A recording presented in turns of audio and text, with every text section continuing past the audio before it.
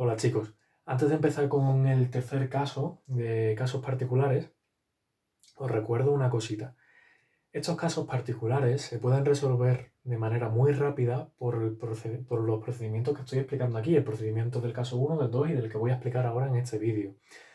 Pero eso no quita que vosotros podáis aplicar la fórmula que vimos en el caso general. Lo que pasa es que si aplicáis esa fórmula, entonces lo que ocurre es que vais a tener que dar muchos más pasos y vais a tener en cuenta que o bien os sale c igual a 0, o bien os sale, que va a ser este caso de aquí, este es c igual a 0, o bien os sale el caso de b igual a 0. El caso de b igual a 0 eran los casos 1 y 2. Lo que pasa es que estaban expresados de manera diferente, pero en realidad son lo mismo. Y en este tercer caso vamos a ver el caso en el que b es igual, perdón, c es igual a 0. Antes vimos b igual a 0, aunque no os dierais cuenta, y ahora, bueno, supongo que sí os disteis cuenta, porque estaba A y B, perdón, estaban A y C, pero no estaba B, y ahora están A y B, pero no está C. Por tanto, C igual a 0 en este caso, y en los dos casos anteriores era B el que era 0, ¿vale? ¿Qué es lo que pasa? Que en esos casos, pues teniendo en cuenta que o bien B es 0 o bien C es 0, podemos aplicar la fórmula del caso general sin ningún problema. Lo que pasa es que vamos a dar más pasos y es innecesario aplicar la fórmula porque tenemos estos otros métodos que se parecen mucho a métodos que hemos visto en temas anteriores, que son directamente temas que hemos visto, procedimientos que hemos visto antes, y por tanto es mucho más rápido de hacer y no tenemos que complicarnos la vida con fórmulas largas. En los dos casos anteriores, si recordáis, pues el primer caso se resolvía en un paso y el segundo caso se resolvía utilizando técnicas que eran de las ecuaciones de primer grado, más un último paso que era como en el caso 1, y ya está. En este caso, vamos a ver una técnica que ya he explicado en uno de los vídeos anteriores. En uno de los vídeos en los que, aplicando el caso general, yo os explicaba al final una pequeña variante sin tener que aplicar la fórmula.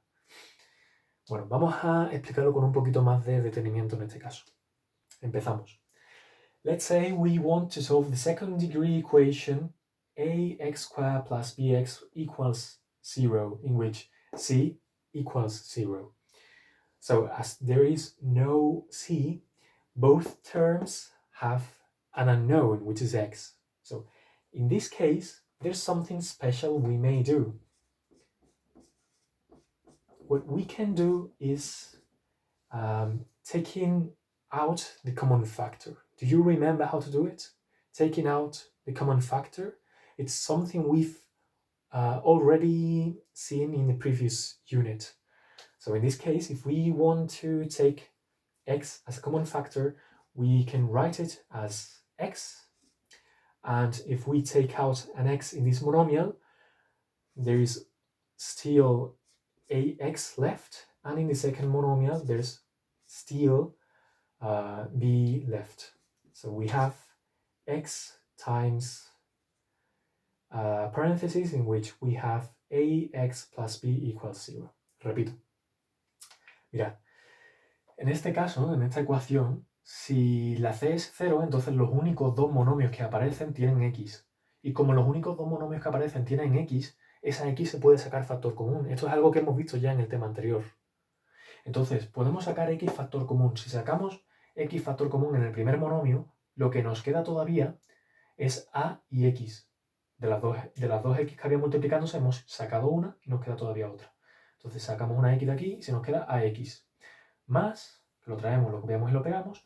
Y en el segundo monomio, si sacamos una x, todavía nos queda una b, que la copiamos y la pegamos aquí. ¿Vale? Por tanto, sacando un factor común, llegamos a esta expresión.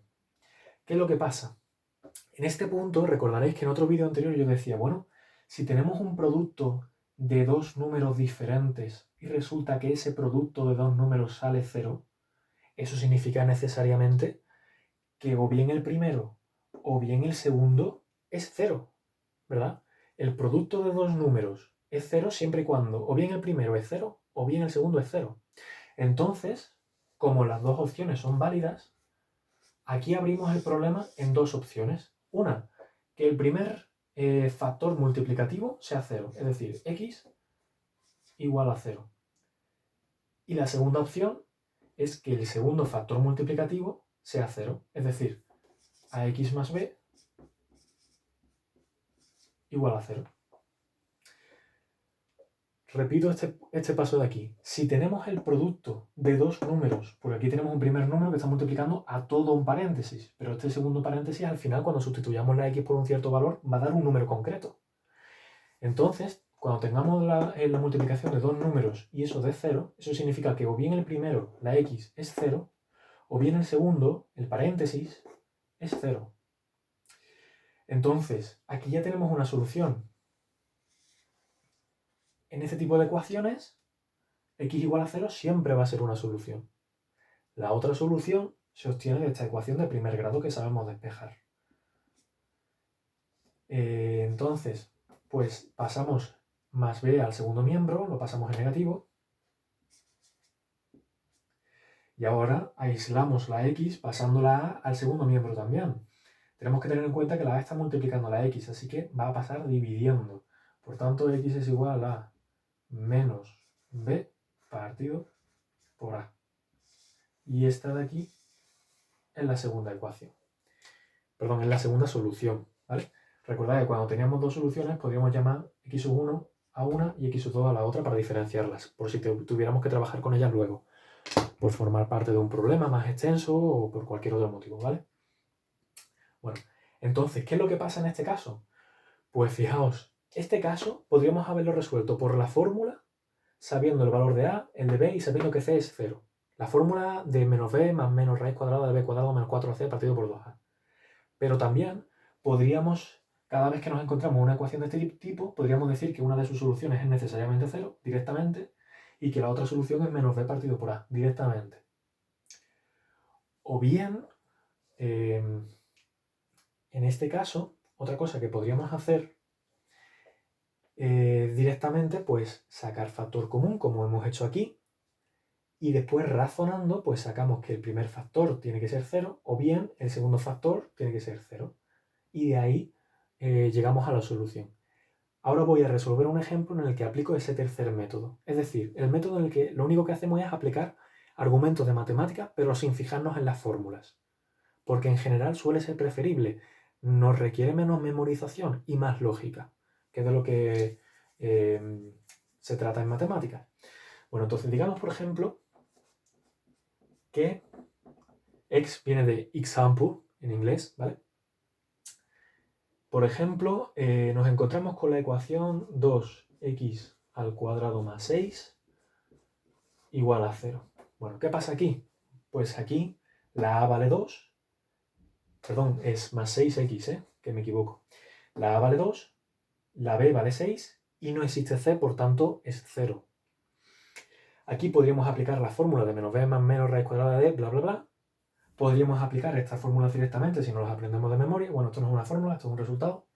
O bien, sencillamente decido no aprenderme estas dos fórmulas de memoria, ni tampoco utilizar la fórmula larga, aunque me la sepa de memoria, porque me va a dar un procedimiento muy largo, y en lugar de eso, pues aplico argumentos que ya hemos visto en temas anteriores.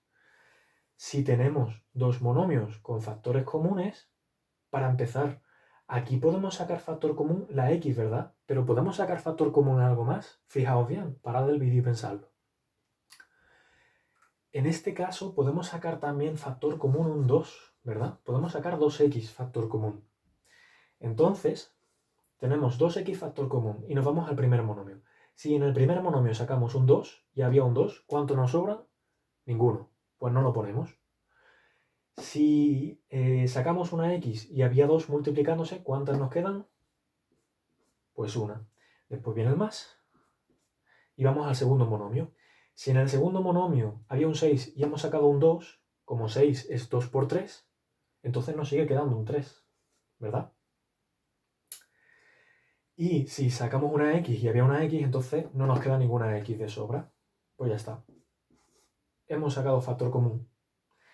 ¿Qué es lo que pasa? Pues que aquí tenemos un cierto número, el resultado de 2x, cuando sustituyamos la x por lo que sea, por x más 3, que es otro número cuando sustituyamos la x por algo, y es igual a 0. Como un número multiplicando a otro número nos da 0, esto significa que o bien el primer número es 0, es decir, 2x igual a 0, o bien el segundo número es 0, es decir, x más 3. X más 3 igual a 0. ¿Qué pasaría si el primer número fuera 0? 2x. Bueno, pues aquí tenemos entonces que aislar la x. ¿Qué hacemos con el 2? Pues lo pasamos al otro lado. Como está multiplicando, pasa dividiendo. Entonces x es igual a 0 partido por 2, que son 0. Y aquí tenemos la primera solución, x sub 1, que coincide con el x igual a 0 que nos daba en la teoría. ¿Qué es lo que pasa si en realidad el primero fuera el segundo, el número 0? Bueno, pues entonces x más 3 igual a 0 y por tanto, pasando el 3 al segundo miembro, cambiándole de signo, llegamos a que x es igual a menos 3. Esta es la segunda solución, le podemos llamar x sub 2. ¿Qué significa esto? Bueno, pues que si yo me voy a esta ecuación y sustituyo x por 0, me va a dar 0 igual a 0, es correcto, es una identidad. Y si sustituyo x por menos 3, me va a dar 0 igual a 0 también, que también es una identidad. Tomad vuestro tiempo si lo necesitáis para comprobarlo, pero vais a ver que es así, ¿vale? Sería 2 por menos 3 al cuadrado, eso va a ser menos 3 al cuadrado, son 9 en positivo, 9 por 2 son 18, y 6 por menos 3 son menos 18, 18 menos 18, 0 igual a 0. Y si sustituimos la otra solución, pues sería 2 por 0, 0, más 6 por 0, 0, 0 igual a 0, ¿vale? Entonces, en este segundo caso, si hubieseis preferido utilizar esta fórmula, lo habréis podido hacer. En este caso, la fórmula habría quedado como menos b, que son 6, partido por a, que es 2. Menos 6 partido por 2 son menos 3. Esta es la segunda solución. La primera era x igual a 0, ¿vale? Esto de aquí es muy rápido si nos aprendemos esta fórmula, es cierto, pero nos tenemos que aprender la fórmula y es incómodo porque estas fórmulas se utilizan en casos muy particulares, muy particulares.